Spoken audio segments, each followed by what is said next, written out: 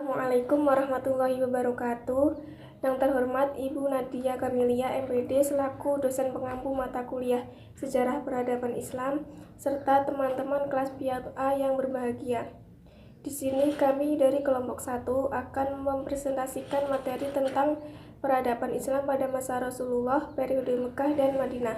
Sebelumnya, izinkan kami untuk memperkenalkan diri. Nama saya Lili Putri Utami, NIM 2419041. Yang kedua, Valentin Dwi Fitriani, NIM 2419012. Dan yang ketiga, Husna Maulida, NIM 2419033. Untuk yang pertama, Arab saat kelahiran Islam. Tentu saja kita semua tahu bahwa Islam diwahyukan oleh Allah melalui hamba dan rasulnya yaitu Nabi Muhammad SAW.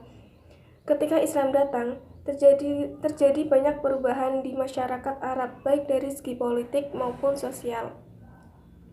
Dari segi politik, Nabi menjunjung tinggi keadilan sebagai dasar berpolitik pada masa itu dan menerapkan prinsip musyawarah untuk memecahkan segala persoalan demi tercapainya kemaslahatan bersama. Prinsip ini cukup berat untuk dipraktikkan mengingat tradisi Arab yang mengakui keunggulan satu keturunan atau satu kabilah tertentu. Sedangkan dari segi sosial, Islam diperkenalkan menggantikan berbagai tradisi jahiliyah yang kurang berperi kemanusiaan bahkan tidak berperi kemanusiaan. Di antaranya yaitu yang pertama, tidak ada lagi monopoli perdagangan maupun sistem ekonomi kapitalis. Yang kedua, mengangkat derajat wanita sehingga derajat wanita setara dengan derajat pria. Yang ketiga, mengharamkan perbuatan tercela seperti berjudi, minum khamr, dan perbuatan tercela lainnya. Yang keempat, membatasi seorang pria beristri 4 orang wanita dan melalui akad yang sah. Itulah beberapa perubahan yang terjadi ketika Islam lahir. Nabi berupaya mengurangi peperangan dan konflik yang berujung pertumpahan darah sebagaimana tradisi suku-suku Arab terdahulu. Peradaban Islam pada periode Mekah. Nabi Muhammad SAW adalah nabi terakhir yang paling sempurna. Nabi Muhammad SAW dilahirkan di Mekah pada tanggal 12 Rabiul Awal tahun Gajah atau pada tahun 571 Masehi. Kota Mekah merupakan tempat berdirinya Masjidil Haram atau Ka'bah yang dibangun oleh Nabi Ibrahim alaihissalam. Nabi Muhammad SAW berasal dari suku yang paling berpengaruh di Mekah, yaitu suku Quraisy. Keluarga Nabi SAW berasal dari cabang Quraisy yang dinamakan Banu Hashim. Tujuan dakwah Nabi selama 13 tahun di Mekah adalah penanaman dasar-dasar keimanan dan segala yang berhubungan dengan akidah. Beberapa metode dakwah yang dilakukan Nabi Muhammad antara lain: A. Dakwah secara rahasia. Nabi Muhammad SAW mulai mengajak manusia untuk menyembah Allah semata dan menyuruh meninggalkan berhala. Akan tetapi dakwah tersebut dilakukan secara rahasia guna menghindari tindakan buruk orang-orang Quraisy yang fanatik dengan keyakinannya. Sebagaimana yang dijelaskan pada surat Al-Mudaththir ayat 1-7 yang artinya, hai orang-orang yang berselimut, bangunlah, lalu berilah peringatan, dan Tuhanmu agungkanlah, dan pakaianmu bersihkanlah, dan perbuatan dosa tinggalkanlah, dan janganlah kamu memberi dengan maksud memperoleh balasan yang lebih banyak. Dan untuk memenuhi perintahmu Tuhanmu bersabarlah. Nabi SAW belum melakukan dakwah di majelis-majelis umum orang Quraisy dan tidak melakukan dakwah kecuali kepada orang terdekat. B. Dakwah secara terang-terangan. Nabi Muhammad SAW diperintah oleh Tuhan untuk menyampaikan dakwahnya secara terang-terangan sebagaimana Allah berfirman dalam Quran surat Al-Hijr ayat 15 yang artinya, maka sampaikanlah olehmu secara terang-terangan segala apa yang diperintahkan kepadamu dan berpalinglah dari orang-orang yang musyrik. C. Hijrah pertama dalam Islam. Ketika Nabi SAW melihat keganasan kaum musyrik kian hari kian bertambah keras, sedang beliau tidak dapat memberikan perlindungan kepada kaum muslimin. Maka beliau berkata kepada mereka, "Alangkah baiknya jika kamu dapat berhijrah ke negeri Habasyah, karena di sana terdapat seorang raja yang adil sekali. Karena itu pergilah kaum ke sana sampai Allah memberikan jalan keluar kepada kita, karena negeri itu adalah negeri yang cocok bagi kamu." Maka berangkatlah kaum muslimin ke negeri Habasyah demi menghindari fitnah dan lari menuju Allah dengan membawa agama mereka.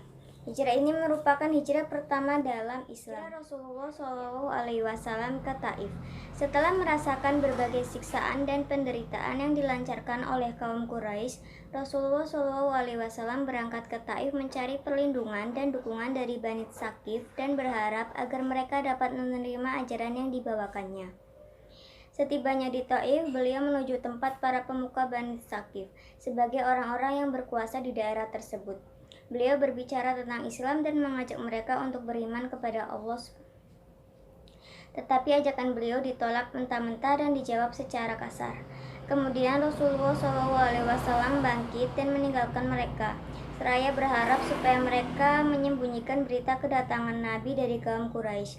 Tetapi mereka menolaknya. Bani Tsaqif justru mengerahkan penjahat dan para budak untuk mencerca dan melemparinya dengan batu, sehingga mengakibatkan cedera pada kedua kaki Rasulullah SAW. Zaid bin Haritsah berusaha melindungi Nabi dari serangan, akan tetapi beliau kewalahan dan akhirnya ia sendiri mengalami cedera pada kepalanya. Perjanjian Aqobah. Perjanjian Aqobah diawali dengan dakwah yang dilakukan Nabi terhadap orang-orang Yathrib yang datang ke Mekah pada musim haji. Sebagian mereka menerima seruan Nabi dan masuk ke dalam Islam. Peristiwa ini merupakan titik terang dalam perjalanan dakwah Nabi, karena penerimaan masyarakat Yathrib terhadap misi yang disampaikannya membuka lembaran baru dalam usaha beliau menyampaikan ajaran Islam. Akhirnya terjadilah perjanjian Aqobah I pada tahun 621 dan setahun kemudian diadakan perjanjian Aqobah II. Isi perjanjian tersebut, mereka mengundang Nabi dan para pengikutnya datang dan tinggal di kota mereka, dan bahkan menjadikan Nabi sebagai penengah dan juru damai dalam pertikaian-pertikaian yang terjadi di antara mereka. Mereka juga menyatakan kesanggupan membela Nabi dan para pengikutnya dan menyertai beliau pindah ke Mekah ke kota mereka, sebagaimana halnya mereka membela warga mereka sendiri. Dari perjanjian ini, Nabi mengirimkan kira-kira 60 keluarga ke Yathrib terlebih dahulu. Kemudian Nabi menyusul mereka ke Yathrib. Kepindahan Nabi dan para pengikutnya dari kota Makkah ke Yathrib dalam bahasa Arab dikenal hijrah.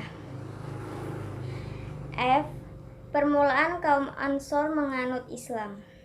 Setiap musim haji tiba, Rasulullah SAW selalu menemui kabilah-kabilah yang datang ke Baitul Haram, membacakan kitab Allah kepada mereka dan mengajak untuk mentauhidkan Allah. Tetapi tidak seorang pun yang menyambut ajakannya. Pada tahun ke-11 kenabian, Rasulullah SAW mendatangi kabilah-kabilah sebagaimana yang sering dilakukannya setiap tahun. Ketika berada di Aqobah atau suatu tempat antara Mina dan Mekah, tempat melempar jumroh, Nabi SAW bertemu dengan sekelompok orang dari kabilah Khazraj yang sudah dibukakan hatinya oleh Allah untuk menerima kenabian. Setelah pembaitan tersebut, pada tahun berikutnya 12 orang lelaki dari Ansor datang di musim haji menemui Rasulullah SAW. Kemudian mereka berbaiat kepada Rasulullah SAW. Setelah pembaiatan, para utusan kaum Ansor itu pulang ke Madinah. Bersama dengan mereka, Rasulullah SAW mengikut sertakan Mus'ab bin Umair untuk mengajarkan Al-Quran dan hukum-hukum agama kepada mereka. Mus'ab bin Umair adalah salah seorang sahabat muda Nabi SAW yang sudah masuk Islam sebelum hijrah. Ia adalah seorang pria tampan dan pintar, penuh dedikasi dan dermawan. Ia pernah ikut dalam perang Badar bersama Rasulullah SAW dan perang Uhud, dan pada akhirnya ia terbunuh sebagai syahid. Mus'ab bin Umair adalah orang pertama yang melakukan sholat Jumat di Madinah. Bismillahirrahmanirrahim. Di sini saya akan menjelaskan tentang poin C, yaitu peradaban Islam pada periode Madinah. Hijrahnya Rasulullah ke Madinah membawa pengaruh yang sangat signifikan. Islam mulai berkembang dengan fondasinya peradaban yang ditata oleh Rasulullah. Masuknya Islam di kota Madinah melalui berbagai gelombang. Gelombang pertama terjadi pada tahun ke-10 kenabian. Saat itu, beberapa orang dari mereka datang ke Mekah untuk melakukan ziarah ke Baitullah. Gelombang kedua terjadi pada tahun ke-12 kenabian atau 621 Masehi. Jumlahnya 12 laki-laki dan 1 wanita. Gelombang ketiga terjadi pada tahun ke-13 kenabian atau 622 Masehi. Sebanyak 73 penduduk Yasrib berkunjung ke Mekah dan mengajukan permohonan kepada Nabi Muhammad SAW agar beliau hijrah ke Yasrib. Singkat cerita, ketika kaum musyrikin mengetahui adanya perjanjian antara Rasulullah dengan orang-orang Yasrib, mereka kian sengit dan melancarkan intimidasi dan intervensi terhadap kaum muslim. Hal ini membuat Rasul segera memerintahkan kepada mereka, sahabatnya, untuk hijrah menyusul kaum muslimin sebelumnya yang sudah berhijrah ke Yasrib. Strategi dakwah Rasulullah SAW. Strategi dakwah pertama adalah membangun masjid yang dilakukan oleh Rasul untuk melebarkan sayap Islam, karena masjid memiliki peranan sangat penting dalam sejarah Islam. Di samping sebagai tempat untuk beribadah, masjid juga yang berkompeten serta menjadi pembawa banji keislaman. Strategi dakwah kedua adalah dengan membangun ukhuwah Islamiyah, yaitu mempersaudarakan kaum Ansor dan kaum Muhajirin. Dalam hal ini, Ibnu Katsir mengutip riwayat Imam Ahmad dalam karyanya Al-Bidayah wa Al-Nihaniyah bahwa Rasulullah SAW mempersaudarakan antara kaum Ansor dan kaum Muhajirin di rumah Anas bin Malik. Itulah sedikit ulasan materi dari kelompok kami, yaitu tentang peradaban Islam pada masa Rasulullah periode Mekah dan Madinah. Kurang lebihnya kami mohon maaf. Wassalamualaikum warahmatullahi wabarakatuh.